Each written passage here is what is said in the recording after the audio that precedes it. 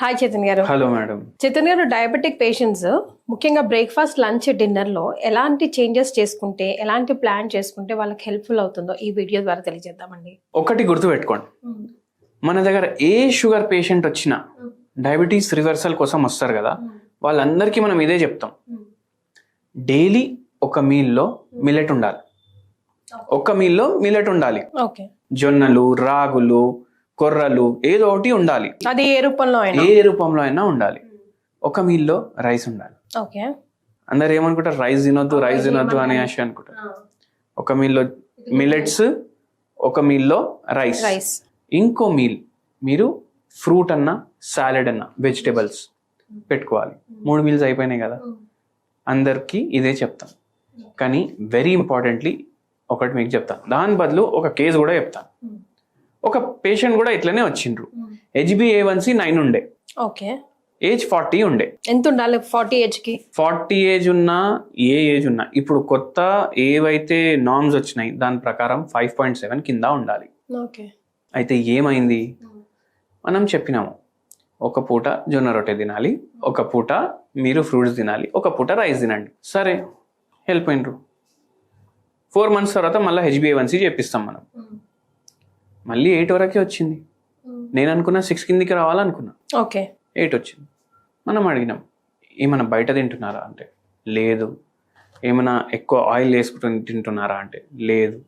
మళ్ళీ ఎందుకు ఇట్లా వస్తుంది అంటే మనం క్వాంటిటీ అడిగినాము. ఓకే. మనం ఫ్రూట్స్ నైట్ టైం తినమన్నాము. ఈయన జొన్న రొట్టె నైట్ తింటుండే. మళ్ళీ ఒకవేళ జొన్న రొట్టె నైట్ తింటే కూడా ఒకటే జొన్న రొట్టె తినాలి. ఈసారి 5 జొన్న రొట్టెలు తింటారు. 5 చాలా ఎక్కువ, చాలా టూ మచ్. యా, అది నైట్ టైం. అయితే ఎందుకు అంత అంటే నాకు ఆకలి అవుతుంది, నేను కంట్రోల్ చేసుకోలేకపోతున్నా అని అన్నారు. అయితే వెరీ ఇంపార్టెంట్లీ ఏంటంటే మీరు ఏ ఫుడ్ తిన్నా దాంట్లో మనకు క్యాలరీస్ గురించి ఐడియా ఉండాలి. డెవలప్ నేషన్స్ ఉంటాయి కదా, US, UK, ఆడ చిన్న చిన్న పిల్లలకి స్కూల్లో నేర్పిస్తారు ఇది తింటే నీ క్యాలరీలు అనేసి. మన దగ్గర అది నేర్పియారు. కడుపు నిండాలనే చూస్తామే. కడుపు నిండా తిన్నారా లేదా అని ఆలోచిస్తారు అందరు. అవునండి. ఇక్కడ వరకు తినాలి అనేసి ఉంటది. జర లా ఉంటే అరే హెల్దీ ఉన్నాను అనేసి అనుకుంటారు. అయితే అది ప్రాబ్లం. అయితే ఇక్కడ ఏమైతుంది, ఎక్కువ క్యాలరీలు పోతున్నాయి, ఇంకా షుగర్ పెరుగుతుంది. అయితే మనం ఏం చేసినాము, నైట్ టైం ఒక జొన్న రొట్టె, ఏ కర్రీ తింటారు తినండి, కానీ కర్రీ ఏదైతే తింటారు అది ఫ్రైడ్ కర్రీ ఉండొద్దు. ఓకే. బెండకాయ ఫ్రై ఉండొద్దు, పులుసు ఉండాలి. దొండకాయ ఫ్రై ఉండొద్దు, ఏదైనా పులుసు చేసుకోవాలి. మీరు నాన్ వెజ్ తింటే కూడా చేపలు ప్రిఫర్ చేయండి, అది కూడా పులుసు. మీరు ఒకవేళ ఫ్రైడ్ ఫుడ్ తింటే ఇంకా ఎక్స్ట్రా క్యాలరీస్ పోతాయి. సో ఆ తప్పు చేయొద్దు నైట్. మళ్ళీ లంచ్ టైంలో మీకు కావాలంటే ఫ్రూట్స్ తినండి అని చెప్పినాను. Preferably fruits night time.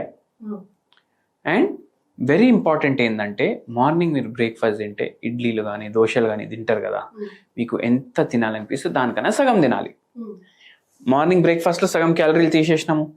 మధ్యాహ్నం ఏమో జొన్న రొట్టె తింటే దాంట్లో కూడా ఈయన అయితే 5-6 తింటుండే, కానీ 2 తినేటోళ్ళు ఉంటారు మ్యాక్సిమం. దాంట్లో సగం క్యాలరీలు తీసేసినాము.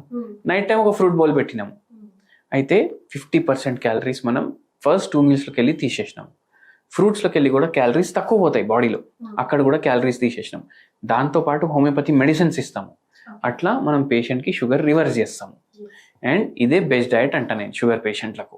ఇన్ బిట్వీన్ ఒకవేళ చీట్ స్నాక్ చేయాలనుకుంటే, చీట్ స్నాక్ చేయాలంటే ఒకటి గుర్తు పెట్టుకోండి, రోడ్ మీద నేను పోతుండే నాకు బజ్జీలు దుకాణం కనిపించింది, అక్కడ నేను పునుగులు తినేసిన అనేస్తే నడవదు. ఎందుకు నడవదు? Full of calories, full of మైదా.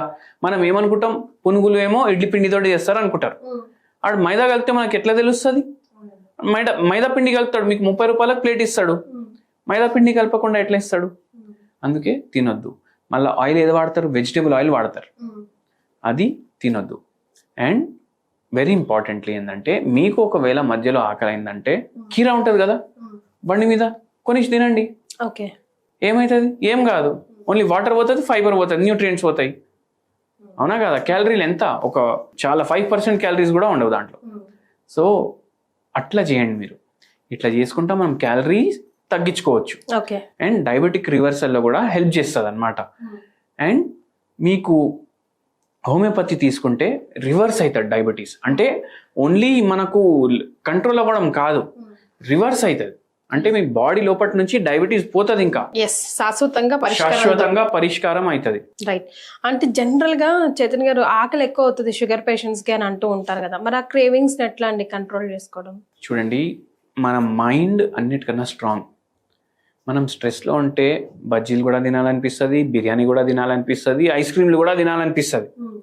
కానీ తినకండి. ఎందుకంటే అన్నిటికైనా ముఖ్యం అంటే ఏంది మనకు? మన హెల్త్. మన హెల్త్ మంచిగా ఉంటేనే మనకు ఏది కావాలి అది మనం తినొచ్చు. సో దానిపైన మీరు కాన్సన్ట్రేట్ చేయండి. మనం తినడానికి బతుకుతలేం, మనకు వేరే పనులు కూడా ఉన్నాయి.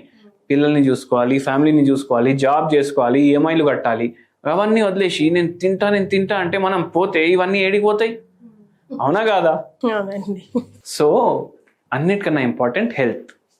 దాని మీద మీరు ఫోకస్ చేస్తే ఇవన్నీ మర్చిపోతారు. ఒక వాల్ పేపర్ పెట్టుకోండి ఫ్యామిలీది ఫోన్లో, మీకు ఇట్లా ఏమైనా తినాలనిపిస్తే అది చూడండి, ఆటోమేటికలీ ఆ డిజైర్ పోతుంది. కానీ మనిషి అన్నాక టేస్టులు చేయాలి కదా చైతన్య గారు. టేస్టులు చేయాలంటే ఇంత బుక్క వేసుకొని వదిలేసేయండి. ఇంకా ఆ టంగ్ ని సాటిస్ఫై చేయండి. మీ మైండ్ సాటిస్ఫై అయిపోతుంది. మీ మైండ్ మీ కంట్రోల్లో ఉండాలి, మీరు మీ మైండ్ కంట్రోల్లో ఎప్పుడు ఉండొద్దు. Exactly. So healthy eating is like very important. అందులో మెయిన్ మీరు చెప్పేది ఎప్పుడైనా క్యాలరీ కౌంటర్ ఉండాలి కంపల్సరీగా అని అంటారు. హెల్దీ ఈటింగ్, క్యాలరీ కౌంటర్ ఉంటే సగం రోగం మన దగ్గరికే రాదు, వచ్చినా పారిపోతుంది.